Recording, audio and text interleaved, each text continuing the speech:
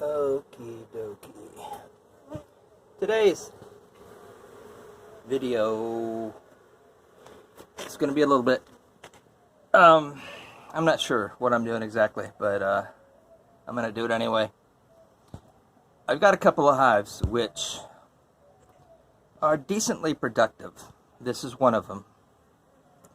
Except, I really don't like the brood pattern. It's not very good. I don't know why. Maybe it's chalk brood. But it's pretty bad. A lot of spots in between where it should be filled. So there's basically, they're wasting a lot of resources trying to make a brood, and then they're pulling the brood. So, you know, it could be hygienic behavior for whatever reason. But one of the potential fixes is to requeen them. And I have this little teeny tiny hive on the other side of the house, over that way, which has excellent brood pattern. But it's a very, very small hive.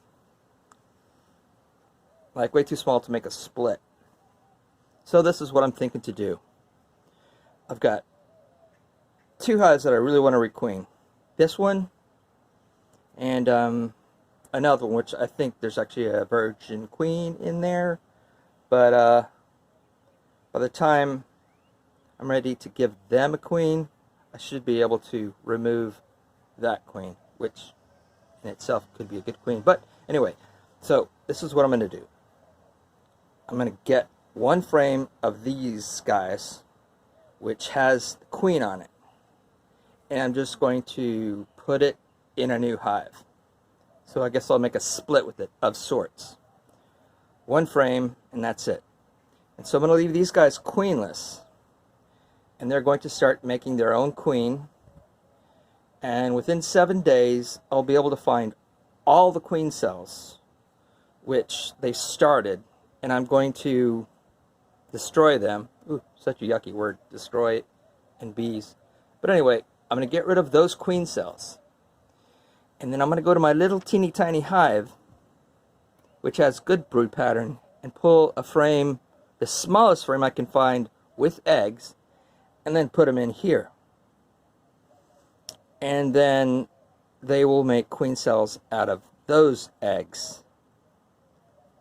And larvae, actually larvae. So, and then fast forward a week and a half after a week, so 2.5 weeks, this hive should have a bunch of queen cells, and so I'll be able to take out a few cells, at least, whatever, take out some queen cells, and use those queen cells to make splits, and thereby not killing any queens. That's the plan. You know, it's also possible, this time it's really kind of strange weather we're having. It's rather cool, rather wet. For around here, it's totally weird. Especially the wet part. And it's possible they have something like chalk brood in there, which is making them, have bad brood pattern. I don't know that is what they have, but something's going on. I don't know what, but hopefully giving them a new queen will fix the problem. And besides, it's always fun making new queens. So, let me go in here.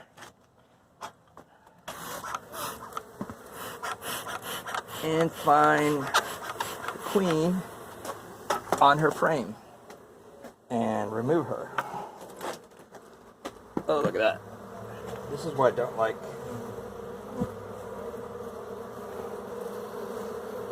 Putting this stuff inside of hives. Generally, I used to just give it open, dry feed. Open feed them. Which I'm going to start doing again. I hate these larvae so bad. These are larvae of small hive beetle. Anyway, so let me start digging around. And this is a old sheet of dry Swiffer. These were great. This cluster here is mainly of small hive beetles. Can't really tell, but it is. There's a couple of bees in there, but it's mostly small hive beetles. Anyway, let me start looking for the queen. Well, that was quick. She was on this side. Oh, there she is. I'll let you guys find her. You can. Okay, so this has eggs, tiny bit of brood,